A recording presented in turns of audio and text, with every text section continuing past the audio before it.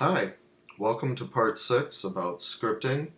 I have the PowerPoint up because I need to do a little bit of lecturing and demonstrating at the same time here from the PowerPoint rather than just strictly showing you how to do things in the command line.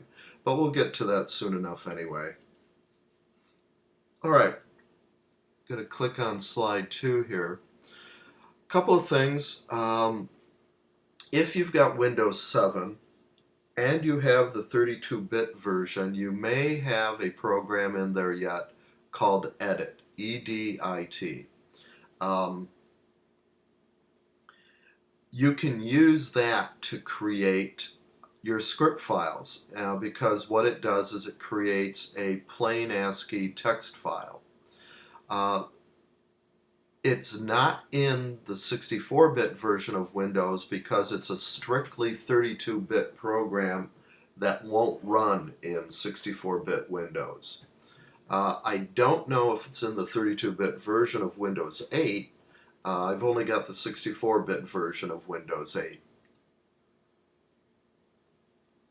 But what we are going to use is Notepad. Now, if you're familiar with Notepad already, you know it already automatically comes with Windows. It's been around for a long time. They've improved it. A couple of notes here. I want to point out a couple of mistakes I've made, and I did catch before I posted this PowerPoint. They're right here. It used to be true that you had to change the file type in Notepad or else it would add on the .txt file extension no matter what file extension you had selected. However, the two lines I've got there, when you save, you must change the file type to all files, is not true anymore. So it won't add a double extension on like I have highlighted here. You won't see something like .bat.txt. Now, what BAT is script files in the command line used to be known as batch files. So it still needs a .bat or a .cmd file extension in order to execute as a script. To run the scripts, you just simply either type the name in with the extension or just the name itself without the extension. Alright, so let me bring up Notepad here. Bring up my command prompt. I'm going to move it up just a little bit. So type Notepad. And one thing I just want to point out quickly, if you have a delay in the Notepad window coming up, what it does is it executes Notepad and then returns you to the command line because it's going to open up a separate window. So this is your Notepad window. You have a file, edit, format, view, and help menu options, and that's it. Not a lot that you can do in Notepad, which is fine. You're not going to need a lot of different formatting. Now, this isn't a programmer's editor, if you're familiar with that at all. In other words, you're not going to get commands highlighted in a color or automatic or things aren't going to get automatically tabbed over for you if you've used a programming editor. This is just a strictly type in plain ASCII text and save it that way. You have very limited formatting. You have format here for word wrap. That means the line will wrap after it gets to the end of the window. It's a little weird of kind of word wrap, in that normally you have lines that wrap at a set point of, say, 80 characters, 96 characters, whatever.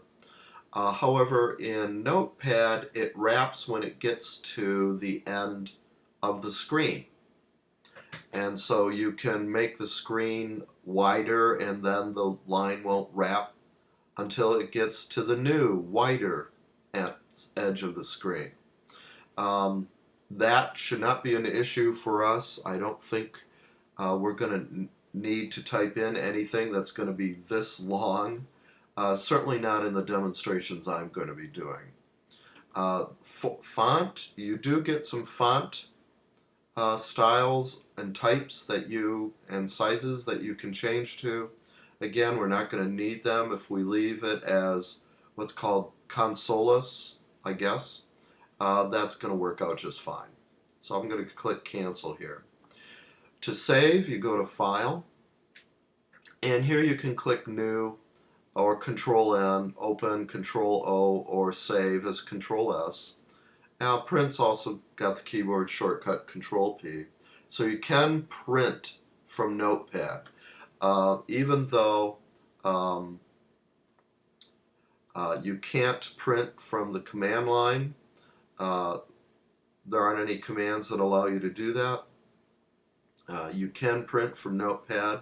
So technically you could open up a file in Notepad and then print it, as long as it will open properly in Notepad.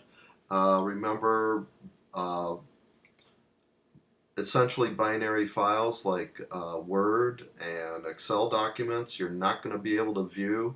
They're not going to look pretty at all in Notepad. It can't handle the formatting codes, and so you're going to see a bunch of junk, and that's what's going to get printed. A bunch of junk with your text in it. So Notepad is strictly for ASCII text files, and that's all we're going to use it now for in the scripting. Alright, so as far as saving the file, remember I talked about you no longer have to change the file type. So let me do a save here. And you do get your typical save dialog window, so you can move where you want your scripts to be. So notice the default is .txt for ASCII text files, but you can use whatever file extension you want. So I'm just going to call this test script.bat, and notice here that I am using a BAT file extension, not the CMD file extension. That's the most common file extension to use for your Windows command line script files. And so then I can just simply do save. Right? I'm going to move over back to the command prompt because I am now back at my prompt. I can just use my standard command line commands. Since I saved that file in my home directory, I should have a test script.bat file. I do, since I don't have any text in it, size 0. I have some other BAT files here that I was testing things to make sure they were going to work the way I thought they were going to. But this is the one the script file I'm currently working on for this video. Alright, so let's go back to the PowerPoint. Alright, so here I can just simply type backup or backup.bat, or in the case of my script file that I just created, I can simply type test script or test script.bat to run it. Now, how the command line determines if you can run a file or execute a file of commands is a variable called path.ext. And to actually display the contents of path.ext, you have to type what I have here exactly. And later in this PowerPoint and video, you'll find out what the echo command can be used for and why you need percent signs around it. So we'll talk more about variables later.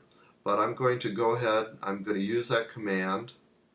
Let me pull up my command prompt.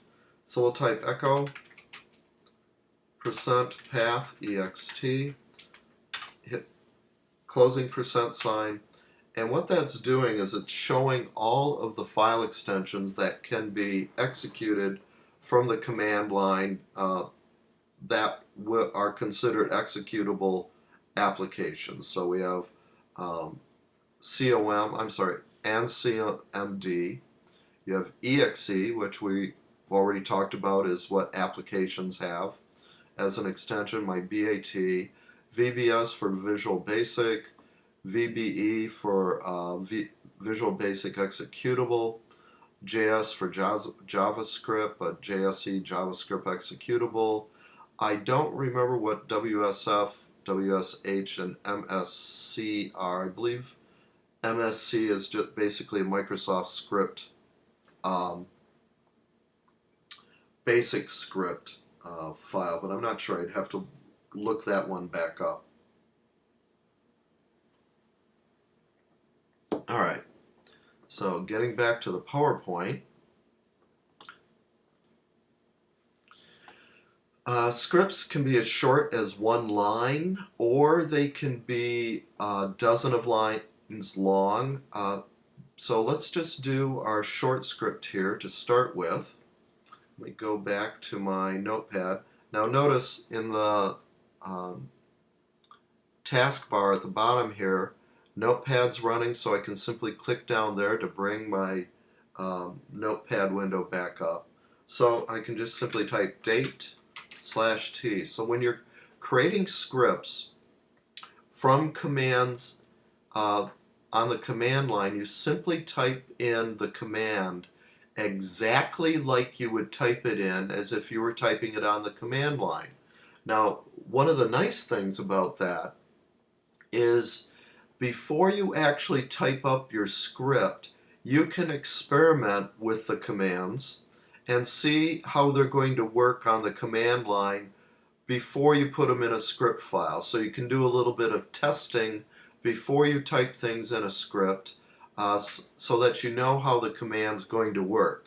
Now, that doesn't mean your script's necessarily going to work completely perfectly the first time you run it, but at least you now know by experimenting with commands on the command line generally how they're supposed to work, so that you might have to only do a little bit of tweaking.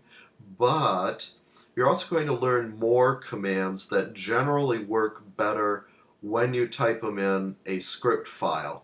But again, those commands that we'll be learning as part of Part 6 also can be typed on the command line so you can see what the results will be to make sure you get the right options that you want for the script. All right, so what we're going to do is I'll simply file and save, and I'm going to go back to the command line and I'm going to type in test script, and there's the date. Now that really demonstrates what scripts are for. They execute commands that you would normally type on the command line, and they execute them immediately. So getting back to the PowerPoint, scripts can be dozens, no, I didn't spell that right, sorry, dozens of lines long or something in between. And I say the last slide in this PowerPoint, so what I'm going to do is go down to that slide, and what I've got is a script that I created that uses all of the commands I talk about in this PowerPoint and eventually in this video, and probably at least one more video. So you can see that this is a couple of dozen lines long. I'll just count them out. 1, 2, 2. This is a long line.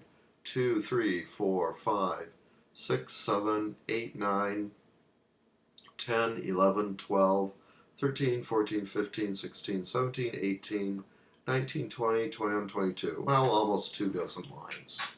One thing I should point out is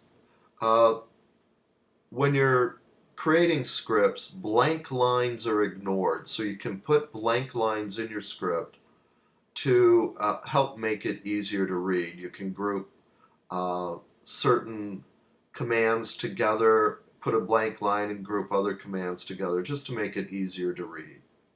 All right, so let me go back up to the top of the PowerPoint to slide 3. All right, so now just some notes about creating scripts. I have here, remember to put comments in your script so you remember what the script is for. Now, it seems like, well, you wrote it, you should remember it, but when you're creating scripts, it's like programming. It's like creating a application, but once you get done with that application or script, you may forget exactly why you put in a command at a certain point. You'll remember for a little while, but 6 months down the road, as you work on more and more projects, you'll probably forget.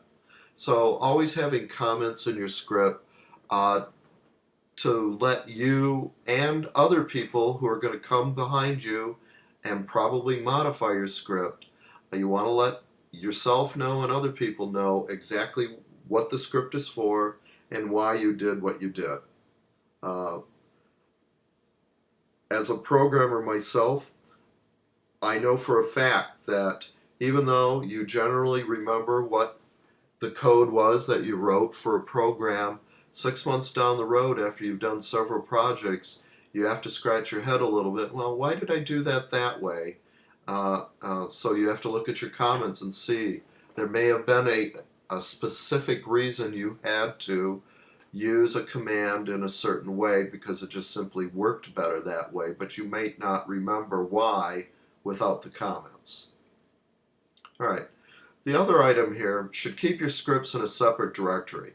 You can keep them anywhere you want, but if you have a separate directory called scripts, for instance, or my scripts, it'll just simply be easier to find your scripts later when you need to modify them.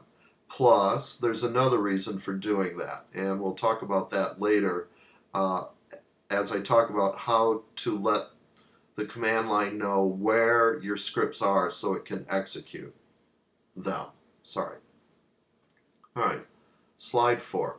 All right, this is information on using things when you run your script. So when you run your scripts, you can have something called parameters that you specify so that you can make your script more useful by using variables inside the script so that you don't have to change the script every time you want to execute it when you're going to specify, say, a different directory or a different file name.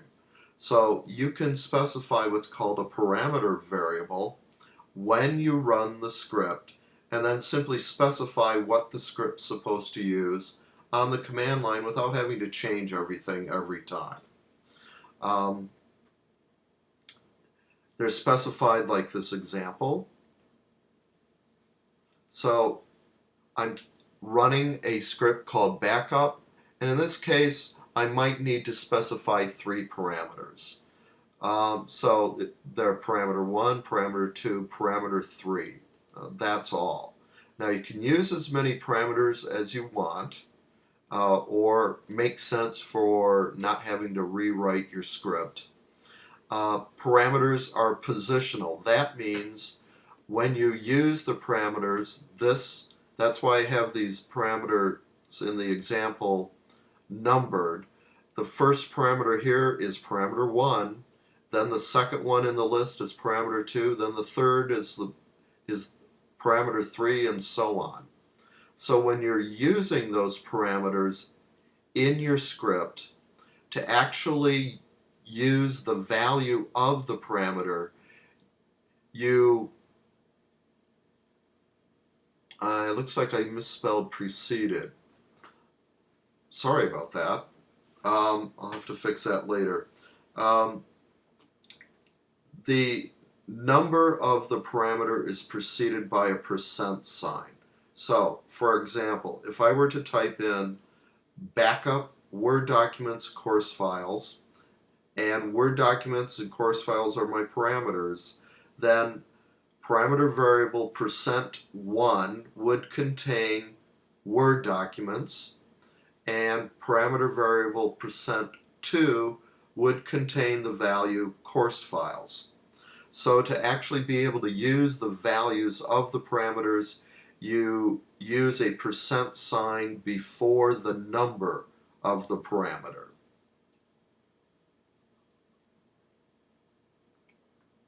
So let's go back to Notepad, and let's say I haven't shown you what echo is used for, but in order to do this demonstration, I'm going to use echo.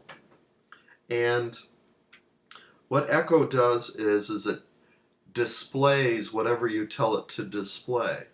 So I'm going to say I want to display the value in a couple of parameters. So I'm going to say echo %1, and then echo %2. All right, so my test script now has 3 lines to it. First line says to display the date. The second line says echo or display the value of parameter 1. Third line is echo or display the value of parameter 2. Now, what happens if you forget to specify a parameter? What it will do is it'll just the echo command will execute, but it won't display anything. And I'll explain more about that in a little bit. So let's save this. I'm going to do Control S. And so now I'm going to do test script. And I'm not feeling very creative, so I'll say parameter, if I could spell correctly, parameter 1, parameter 2. All right? So if I did this correctly, I should get the date and then have parameter 1 displayed and parameter 2, the values, parameter 1 and parameter 2 displayed. All right? And there we go. So on the first line, I get the date displayed. It's right here. The next line, I get literally parameter 1 displayed. Then the third line is literally parameter 2. So what I'm going to do is I'll actually, so that it's not confusing, I'm going to actually type in something like documents and test file. So that's what it displays. So parameter 1 was documents and parameter 2 was test file. So the script is going to display the value of parameter 1 and the value of parameter 2, which is documents and test file. Now, need to point out a couple of things here. Both of the times that I ran the script, you see here it shows that date/t, the command, then it shows the date. So when you run a script, if you don't specify anything else, the script is going to display every command that you typed into the script. Then after it displays the command, it'll just display the output for that command. So what do we have here? I have an echo, and I said echo, in the script, I said echo %1 and then echo %2, but you don't see echo %1. When the command you're using has a variable used in the command, what gets displayed on the command line is the value of that variable.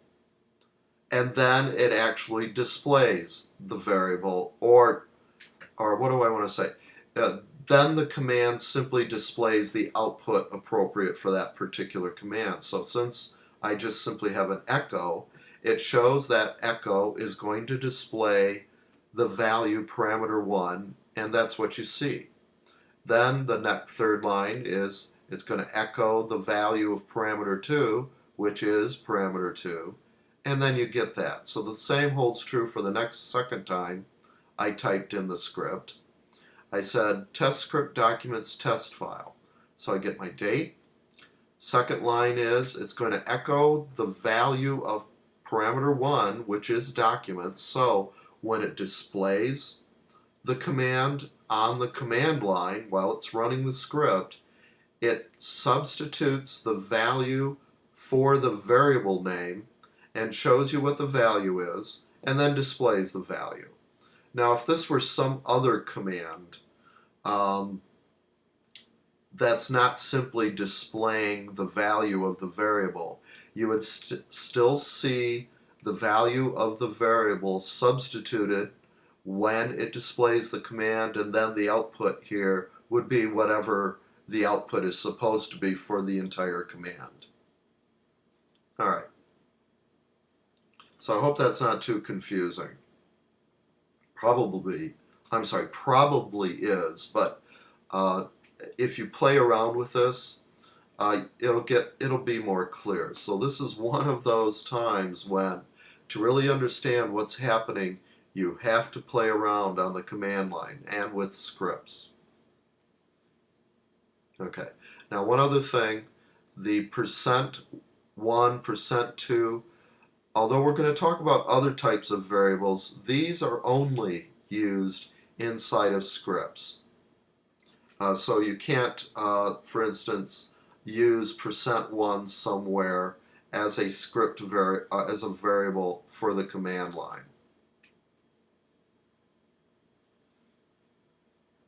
All right, slide 5.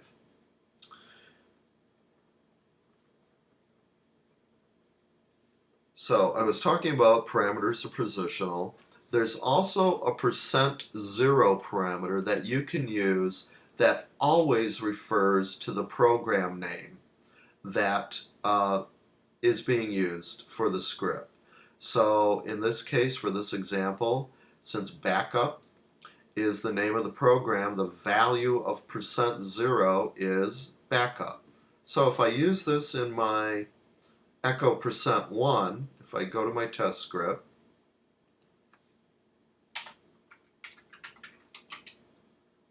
%0. So now what will end up happening is I'll display the value test script. I'll display the value % of whatever I use for %1 and whatever I use for %2. So I'll save this again, go to my command line, and I'm just going to hit a couple of blank lines here. I'm going to recall, and I'm simply going to display the same things for parameter 1 and parameter 2. So now I get the date, echo test script, echo documents, and echo test file. All right. Just as a reminder, to emphasize, this always refers to the script name itself. It will never change. So no matter how many parameters I may specify up here, parameter 0 always refers to the value of the script name itself. Now, if you have more than 9 parameters, the 10th and greater parameter are accessed by using a command called shift, and we'll talk more about that later. But I just wanted to bring that up now, that yes, you could have 10, 11, 12 parameters if that were appropriate, but you're going to need to use the shift command to actually access them. So we'll talk about the shift later. Now, value of parameters when nothing is specified. It's literally nothing. It's not a space. It's not a null value. It's not a 0. It's just nothing. It's considered to be undefined. So, what I'll do is I'll go to my script, and, well, I don't need to do anything with my script. What I'll do is I simply won't specify anything for parameter 2. So let me recall my script. I'm going to delete test file, and we'll run it. And notice here we get my date, we get my parameter 0, the name of my script, we get parameter 1, documents, and then we get a strange message. Because, let me just, clicked on the wrong button, sorry. Okay. When you type the word echo by itself, it lets you know if what the echo setting is. Remember that I just said that when you don't specify a parameter value and then try to use it, it's simply completely undefined. So, since in this case parameter 2 is undefined, when we issue the echo command with parameter 2, there's nothing there. So it's like typing echo all by itself. And when you do that, it simply tells you what the status of echo is for the script. And later on, when I talk more about echo, I'll talk about turning echo on and off. And by default, it's on. So that's why it says echo is on right now. So we'll talk more about that later. All right. Now, what happens if you need to check if somebody forgot to type a parameter? Well, there's a command called if that you can use. You have to design the if in a special way to check if somebody forgot to specify something for the parameter, since there is nothing there. There's nothing you can't check for a 0 or a null or something. So I'll talk about that when I actually talk about the if command. All right, next slide. Okay, so you have something called variables. So variables are different from parameters that you can use anywhere. So I could create a variable on the command line before my script starts and actually use it inside the script. And then variables created inside a script are called local variables and usually only exist while the script is running. Unfortunately for me, this isn't quite true. So this is something else that I made a mistake on and discovered after I had sent my PowerPoint out to be printed up and to post. So I want to just mention that in the video, that you actually can create variables inside the script and then use them elsewhere. When I wrote this, I may have been thinking about a different type operating system, but as far as Windows is concerned, even if you create the variables inside your script, you can still access them outside of the script. Now, the operating system automatically creates a group of variables for various things. To list all the variables, you can just simply type a command called set. So what I'm going to do is I'm going to bring up the command line, and I'm going to type set. Hit enter, and wow, there's a lot. So it uses a slew of variables for defining different things. Here's one. Tells you what your home drive is. It's C:. It tells you what your home path is for your home directory. Specifies /users mark Monica. All right. There's also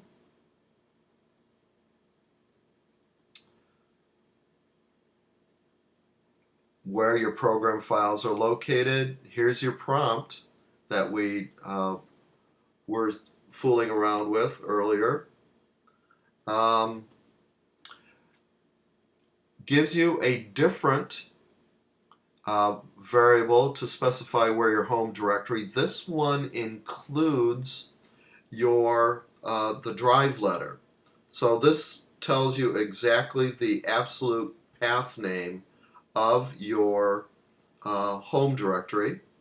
And then you have windir, which also specifies where your Windows operating system is installed. Notice here, just to point out quickly, it says your OS is Windows _NT. Basically, that's a generic designation for what your Windows, I'm sorry, for what version of Windows you have. All right. Okay. So to actually get the value of a particular variable, you can say echo and then the variable name in %signs around the variable name. So for instance, just like we used echo to display the value of parameters in a script, you can use echo to display the value of one of the variables that the system creates or you create. And we'll talk about creating your own variables in just a bit. So I can actually type echo %user profile %sign, and it displays what my user profile is. Now, you can also use variables inside of commands, which hopefully makes sense to you because they're not much use if you can't actually use them for things like commands. You don't, unlike with other programming languages, you don't just use variables to store data, although you could do that as well. You can actually use the variables inside of commands. So for instance, I can use user profile to go directly to my home directory if I need to. So remember, we can go cd documents. So that takes me into my subdirectory documents. I could type, save myself a little typing here, cd, and then with %signs, simply go back to my user profile, my home directory. Now remember, when you want to use the value of a variable, you need to enclose the variable inside of %signs. So %sign at the beginning and a %sign at the end of the name. All right. So if you want to use it in a command and have the value change to that particular what that command needs, remember, enclose it in %signs, or else it's going to think you specified a name. So for instance, if I say cd user profile, the cd command is going to look for a directory called user profile, not my home directory, and I'll get an error. Okay? All right. So what do I do? How do I set a variable and assign it a value? So you do it all with one command. So if the variable does not already exist, this set command here will create it and give it a value. Now,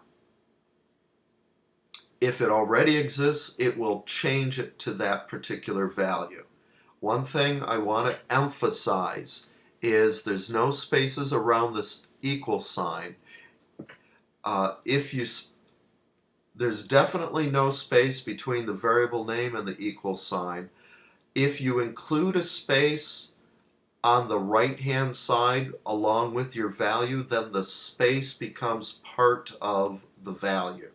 So generally, you don't have any spaces after the equal sign, unless you really, really want them to have that space. So my example here is set test var equals test space value space for class. So I want to emphasize that everything after the equal sign becomes the value of that variable.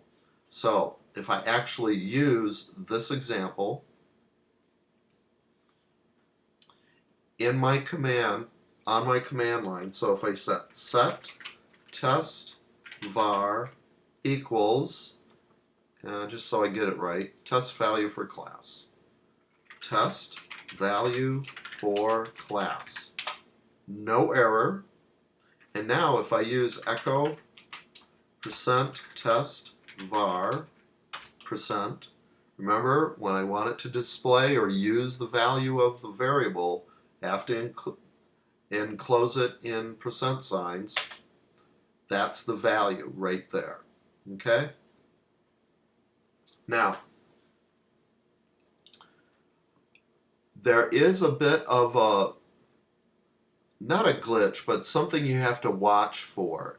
You can assign values to variables that include a calculation, but you have to use the /a switch along with the set command. /a tells set that the value is going to be assigned based on a calculation.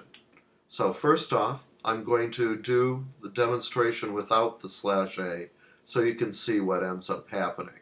So go back.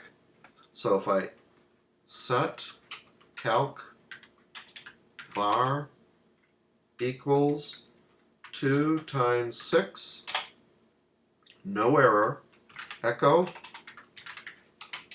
percent calc var, and that's exactly what you told it to put in there, 2 asterisk 6. All right, now I'll change the set command. And I don't like putting switches at the end of commands, so I'm going to make sure I put it in between /a. Again, no error. And look what it does. It actually multiplies 2 times 6, shows me the answer is 12. Let's see what's in my variable again.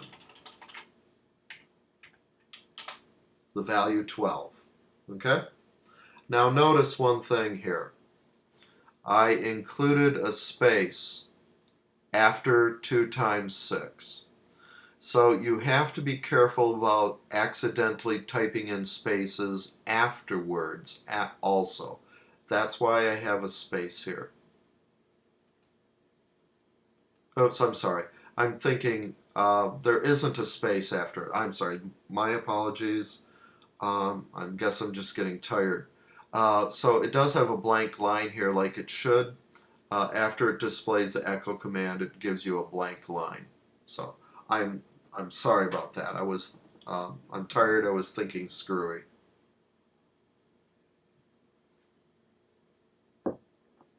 All right. Let me get to slide 8. All right. So I've already talked about this. So remember to include percent sign on either side of the variables you want to use. All right.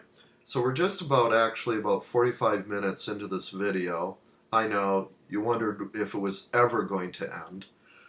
So I'm going to stop now, and we'll continue with scripting in the next video.